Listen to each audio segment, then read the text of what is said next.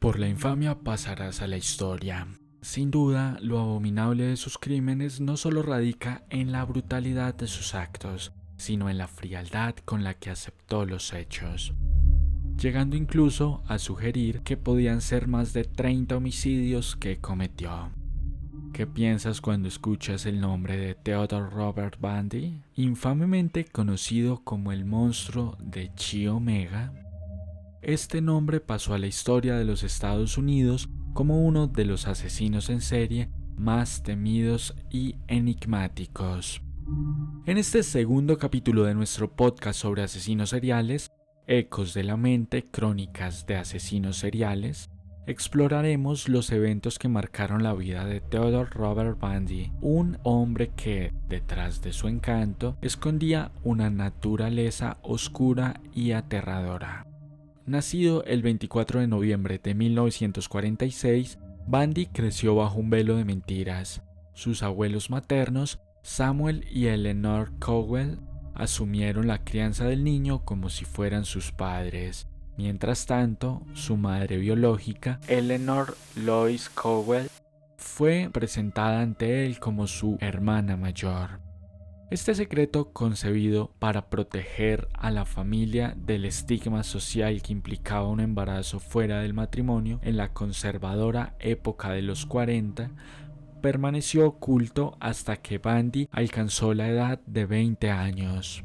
La figura de Samuel Cowell, su abuelo biológico, es clave para comprender los primeros años de Bundy. Samuel era un hombre racista, misógino y profundamente abusivo.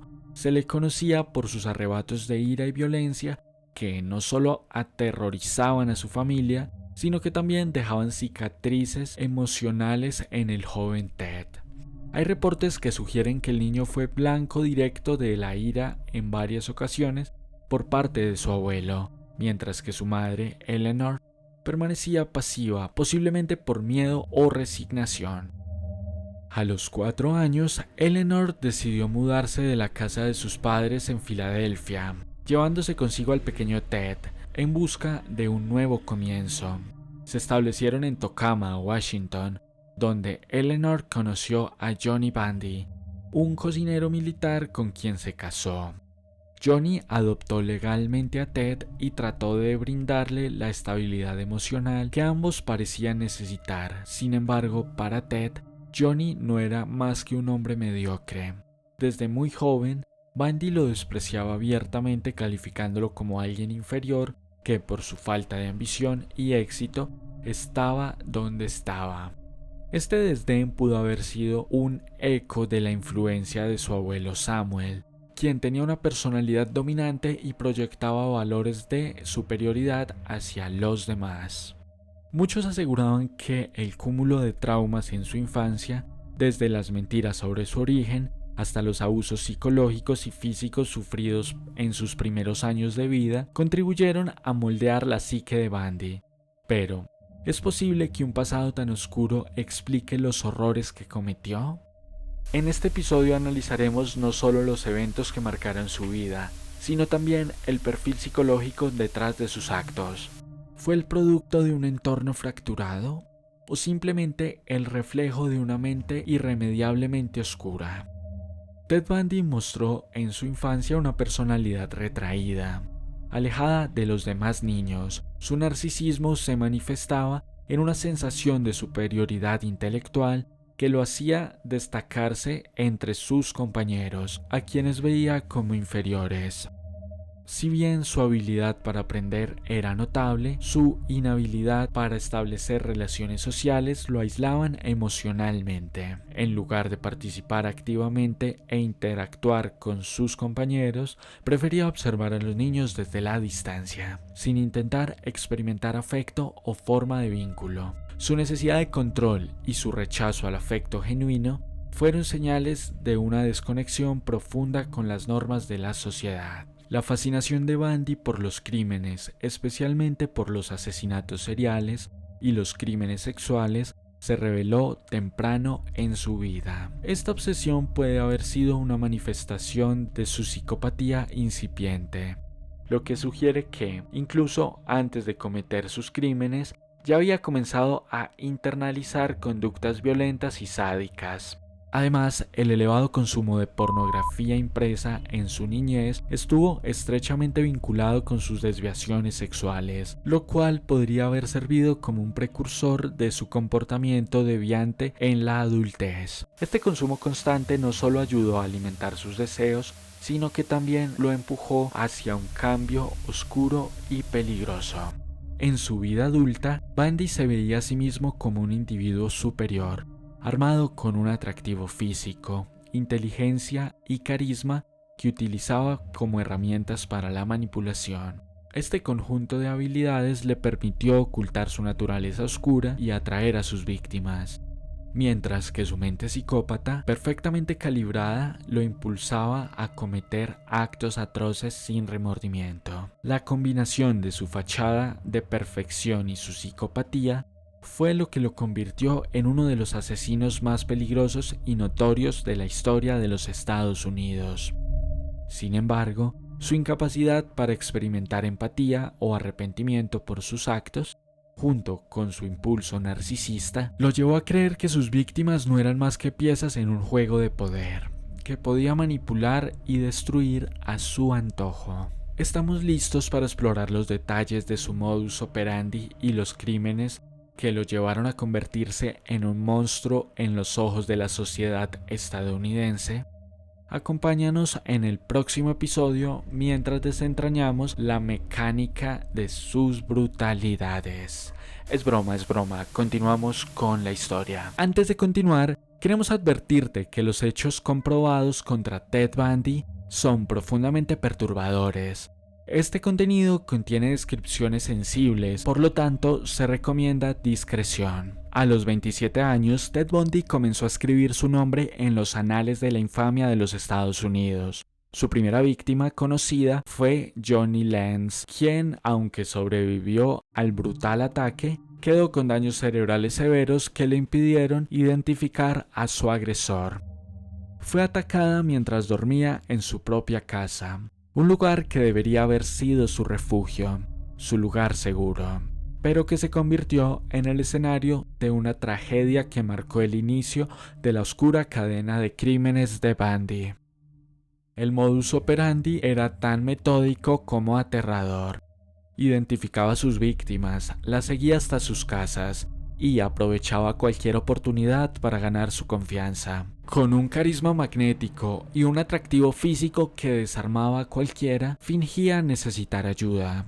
Pero detrás de esta fachada de vulnerabilidad se escondía un depredador, el cual estaba presto para desatar su violencia sobre quienes cayeran en su trampa.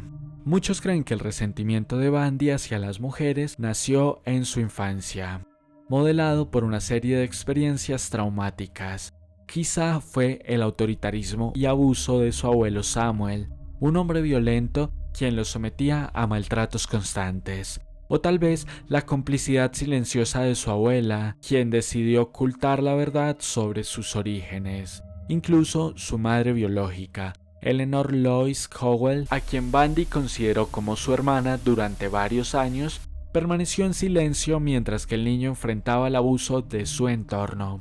Aunque es imposible determinar con certeza qué lleva a una persona a convertirse en un asesino en serie, el observar su pasado sugiere pistas sobre las posibles raíces de su oscuridad. La primera víctima fatal de Bundy confirmada fue Linda Ann, una estudiante de psicología de tan solo 21 años en la Universidad de Washington. Además de ser una prometedora joven universitaria, trabajaba como locutora en un programa de radio meteorológico dirigido a esquiadores. La noche del 31 de enero de 1974, Linda asistió a sus clases y a trabajar como era costumbre. Más tarde, compartió un rato con sus amigos antes de regresar a su casa en Seattle. La última vez que alguien la vio con vida fue alrededor de las 12:30 del 1 de febrero. Al día siguiente, sus compañeros de casa notaron su ausencia y fueron a buscarla a su dormitorio. La habitación parecía en perfecto orden, la cama estaba tendida y su ropa del día anterior cuidadosamente colgada. Sin embargo, había algo que no encajaba: manchas de sangre en la almohada y en las sábanas. Linda había desaparecido. Esta escena fue el preludio de una trágica realidad que, tiempo después, vincularía su desaparición con el monstruo de Chi Omega, un hombre cuya habilidad para ocultar su verdadera naturaleza resultó ser tan escalofriante como sus propios crímenes. Los ataques de Bundy fueron dirigidos a un arquetipo específico de mujer: cabello largo, liso y oscuro, estudiantes universitarias entre 18 y 25 años. Descripción que encajaba con la apariencia física de Stephanie Brooks, la mujer que tiempo atrás rechazó las propuestas sentimentales de Theodore Bundy. Linda, Donna, Susan, Brenda, Georgian, Janice y Dennis son solo algunos de los nombres de las víctimas de Bundy, a quienes se acercó disfrazado de un ser carismático e inofensivo, alguien incapaz de causar daño. Sin embargo, una vez ganaba su confianza, revelaba su verdadero rostro. Todos los cuerpos presentaban marcas y características específicas que lo identificaban como el responsable.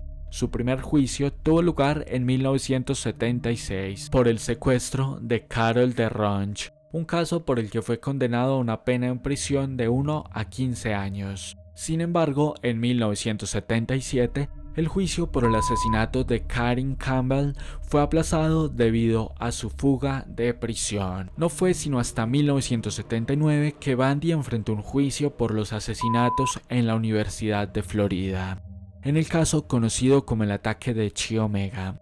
En este juicio, Bundy se declaró culpable, poniendo fin a su carrera criminal. Fue condenado a muerte por los crímenes cometidos contra Lisa Levy y Margaret Bowman y por causar múltiples heridas a otras 2 mujeres.